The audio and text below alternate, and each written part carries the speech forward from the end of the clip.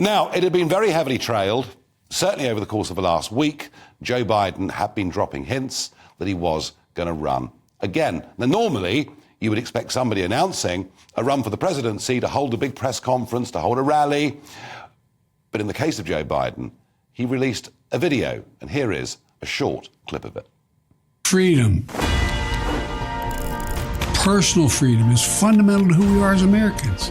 There's nothing more important, nothing more sacred. That's been the work of my first term, to fight for our democracy. This shouldn't be a red or blue issue. Freedom? A Democrat talking about freedom? Did you see what the Democratic governors did in those states they control? They locked them down, the cities emptied out. Biden himself, a firm advocate of lockdown, in fact spent much of it in a bunker in Delaware, and when he did appear in public, often was wearing 2 face masks. The Democrats are authoritarian. The Democrats now have a politicized judiciary, dragging people like Donald Trump into court in Manhattan.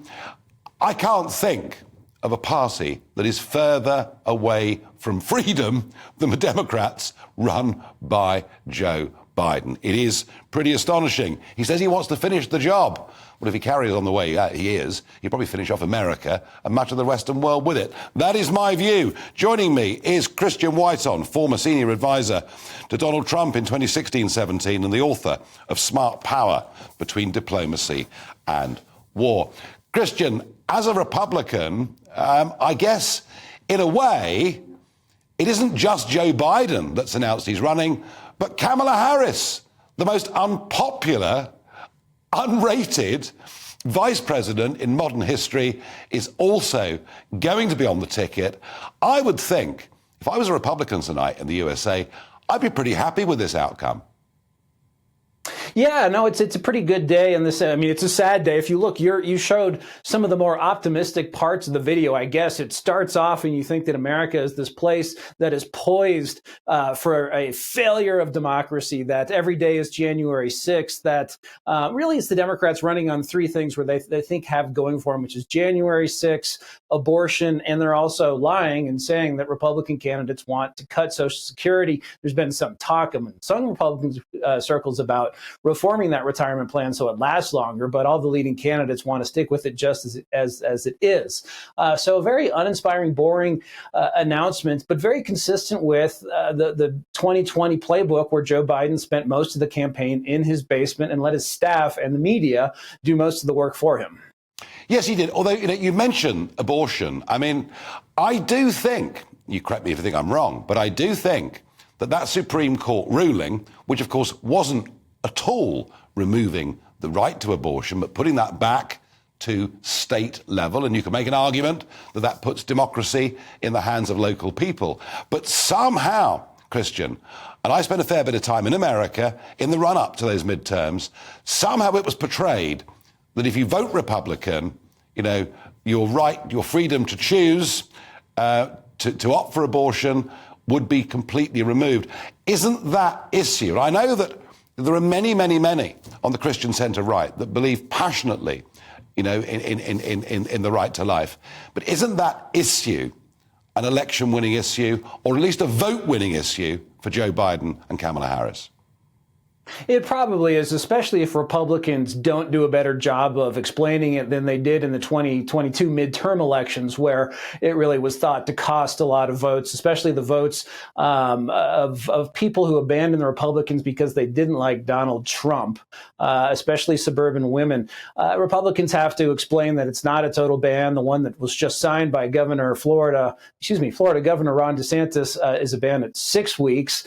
That's a little different than saying no abortions at all. Really, I think that discussion needs to be pivoted too into how government can help pregnant women who are pregnant unexpectedly, and how to promote a culture of life and services like that, rather than focusing on the negative aspects of it. But yes, that's one of the issues that will potentially cost Republican votes. The flip side of that, of course, is Joe Biden already caused one recession. He's about to cause another, and you have this string of embarrassments around the world with Biden's failures. Oh, look, the withdrawal from Afghanistan, the retreat from Kabul, did seriously dent America's standing and leadership in the world. Of that, there is no doubt. And there are domestic failures. 6 million people have crossed that southern border. Crime in some of those American cities are just, beyond comprehension. And yet, he did quite well in the midterms. He did. My own view, even though I was in the Trump administration, is that Donald Trump was a drag, that he chose candidates poorly, that the Senate should be in Republicans' hands now, and it's run by Democrats narrowly, especially because Donald Trump got behind very weak candidates in Georgia and Pennsylvania. A few of the people he backed did win. That was nice. But really, the moment we are facing in 2024 is different in some ways, in many ways, than it was in 2016. And we have other candidates who have all of the upside of Donald Trump, a willingness to fight, an unwillingness to let the liberal media set the rules of debate, unwillingness to just accept the old Chamber of Commerce Republican establishment. Florida Governor Ron DeSantis, the governor of Virginia, we have a number of people who can do all of what Trump did without the baggage that comes along with him. And yet the truth is that Trump is going to win the nomination comfortably, isn't he? No, I don't think so. And remember, we go really? state by state. We start in Iowa, small farm state, go to New Hampshire, another state, New England, Trump not very popular. Going back to Iowa, remember in 2016, Donald Trump didn't win that one. Ted Cruz did. So if you have someone like DeSantis win in Iowa and New Hampshire, and then South Carolina, which is a confused battleground state with two favorite sons, if you will, Nikki Haley, the former governor, and the current Senator Scott. If you do that, then no. I think if you look at Trump's support, there's some of it. There are people who are outraged at what's being done against him legally in New York, but that will fade away when people pay attention and see viable alternatives. Well, we're not allowed to encourage gambling on this show. Otherwise, I'd like to have a bet with you, because I think Trump will get it regardless. But a final thought, Christian, if I may. How does it look for America when the man standing to be president again falls down flights of stairs, does handshakes with invisible people, messes up his words, and even in Ireland last week, he confused the All Blacks rugby team with the Black and Tans, which is a real red rag to Republicans. It was just so embarrassing. It was so bad. It was astonishing. How does this look for America? Because, whether we like it or not, you guys are the leader of the free world. Right. It doesn't look good. I was joking with a Russian friend, actually, that it was starting to look like the days of the Soviet Union before Gorbachev, when you had Chernenko and Andropov and Brezhnev, all very old. And he joked back that those men were actually younger than Joe Biden. Now, of course, Soviet drinking and smoking and medical standards were different. But Joe Biden is clearly past his prime. And what that means is the White House staff is in charge. And that's not how our democracy works.